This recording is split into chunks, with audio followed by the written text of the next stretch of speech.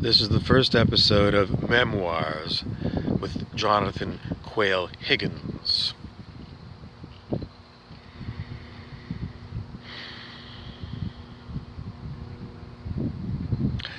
Memoirs of bars that I've been in. Good God, I have spent my whole life visiting these establishments.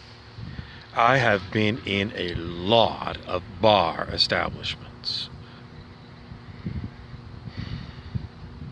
It's not specific enough. Okay, so my next thing I'm going to be is more specific is I was trying to see if I was in a bar that's like, yep.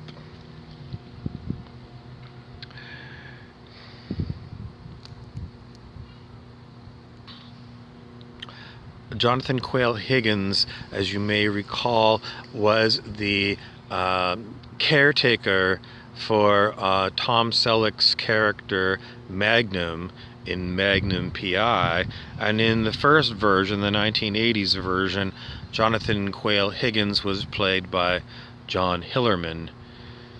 Higgins was a major domo, which means someone who was in charge of making things run. He came from the British Army. He was a enlisted man, I think. He might have been like a sergeant major, so very high-ranking enlisted man. And, okay, what else do we want to talk about? Hold on. Okay, this is Bob Frizzell for The Reality Game, and we're going to gather up more and more little segments for you on different characters that we haven't heard from for a while. So I wanted to let you know about Vasily Fisk, the metaphysical detective, and his partner Andrew Chernyenko. And as far as we know, Chernyenko has bugged out. He stopped taking Vasily's messages, and Vasily was like, where the hell's Chernyenko on this file?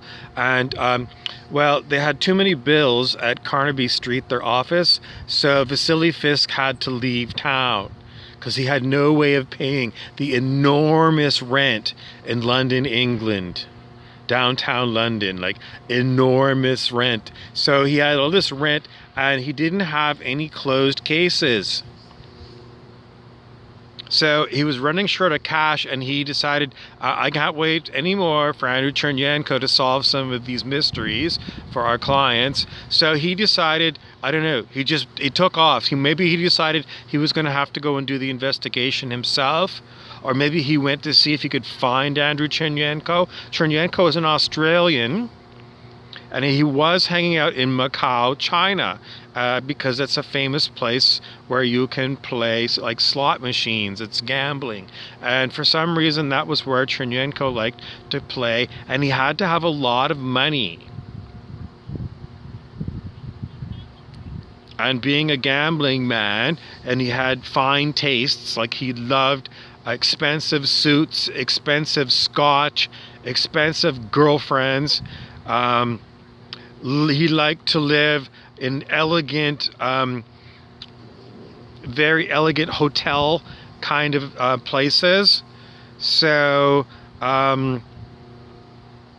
that might be the kind of place that he'd be staying in if he still had money. But if he ran into a streak of bad luck, then he's going to need money to solve someone's case for Vasily Fisk, who has to contact the clients, and there are apparently clients who are waiting for the mystery to be solved.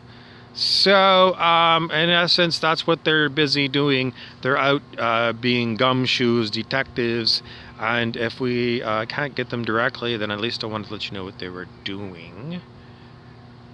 Another one that comes in, hasn't come for a while, is Officer George Gross. Officer Gross works in the state of California. He's been known to be a motorcycle cop. He had a girlfriend, Nadine, that he was totally head over heels in love with, and something weird happened because he just loved being with Nadine. He didn't seem creepy with it. It was just he just loved her. He just lit all up, and then he let us know that everything fell apart with his relationship with Nadine, and oh well, I guess he bounced back and became Officer George again. But we still kind of figured that this story about Nadine, we didn't give you a good idea of what was going on with Nadine's head. Why? I mean, is there something that George can do to get her back? Was it all a big misunderstanding? We didn't get closure on it, in essence. So we are going to be seeing if Officer George can give us some updates on Nadine, and hopefully he's not going to stonewall and tell us, no, I'm not going to tell you nothing about Nadine, because it's kind of boring, you know. It's like, if you're going to be a character on Bob Frizzell Productions, that's my production, this is what this is all about, then I want it to be like going somewhere. And if our plots thicken so much that they turn into concrete and, you know, our feet are buried in concrete, we can't move in our stories. So we need a lot more movement in our storytelling, and so that's what I'm going to again reiterate to casting, who casts all the actors in my reality game, which is this. And so anyway, that's how it goes. Okay, it's DJ Uncle and my friend Laurent. We usually pair off as to running what's going on here locally.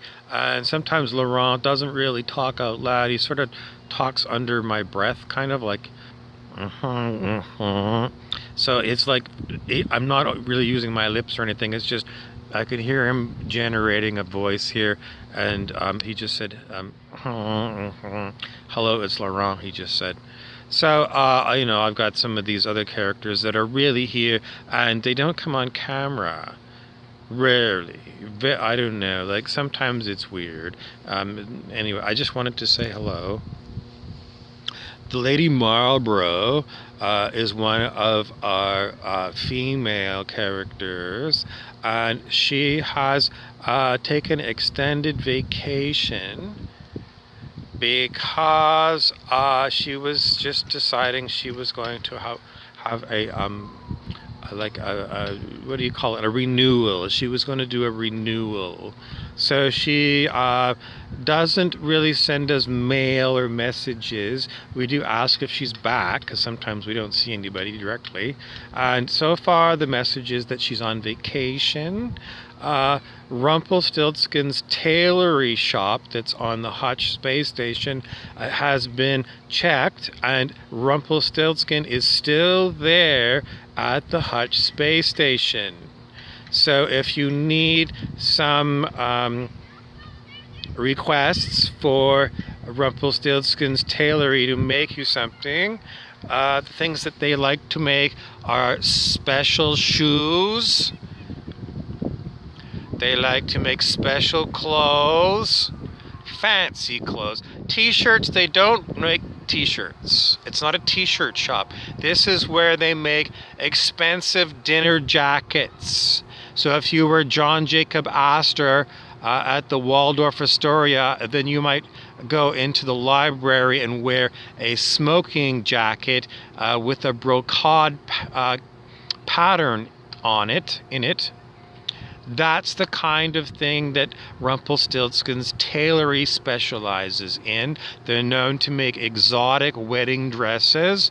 And as far as costumes go, they pretty much stick to gentlemen's and ladies' attire. So they don't have a beach line other than the footwear.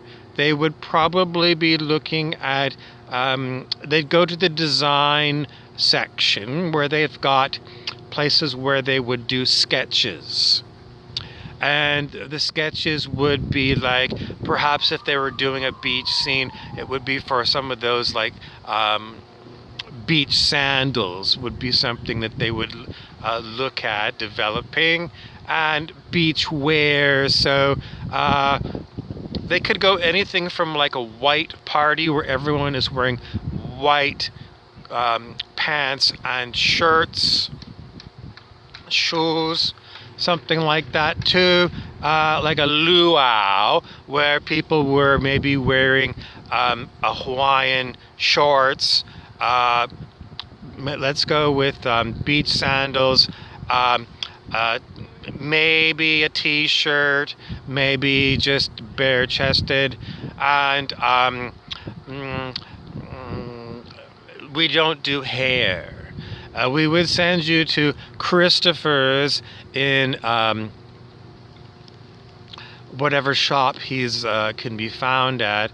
Christopher's are generally the ones that we would, but otherwise we would perhaps look. Anyways, that's all I'm going to tell you about hairdos. And Rumpelstiltskin's tailory on the hutch is not reachable except if you have got space transport. And he has been known to venture out of the hutch, in which case sometimes someone that's remaining at the hutch will take notes of what you're looking for, and then they get passed into the tailory where they can be inspected. Other person that works at the tailory is Sippy Cup. Sippy Cup is a shape-shifting elf who likes to play the part of dogs, small little terrier dogs. And Sippy is not an assistant to Rumpelstiltskin, but a well, anyway, yeah, it might be somebody that you might run into if you went to the tailory. They have people who sometimes come in and go in for fittings. So they do have a fitting room in the tailory where they can use various methods, from x-ray vision to old-fashioned tape measurements to take your measurements. They've got one of those metal foot measurement tools that tell you in like United States, US foot shoe size, or perhaps there was a British size that was a different calibration. Anyway, those would probably be the ones that they could measure out. You just step in them, and they're really cool. They used to have them in various shoe stores, and you know, it's always good to go and check your foot size, because you can't say that you're not going to change size. In fact, I've been in used vintage clothing places where stuff that might say small, that would probably never fit me, because normally I would be, let's say, a medium to a large, to sometimes, well, probably more large these days. But sometimes when I'm regularly wearing like large, I can go into a vintage shop and something small will fit. Sometimes it'll be not even too tight. And sometimes I've looked at something like that and it looks like it's actually magically changing sizes for me. And sometimes what it is that I get used to having very loose fitting t-shirts. Like this is quite loose. You know, this is Mighty Mouse. And sometimes if I wear something that's really tight, like a smaller size, then it really shows off my physique and muscle. Anyway, that's all I'm going to tell you. Thank you for watching. Please subscribe and share, and don't be too concerned.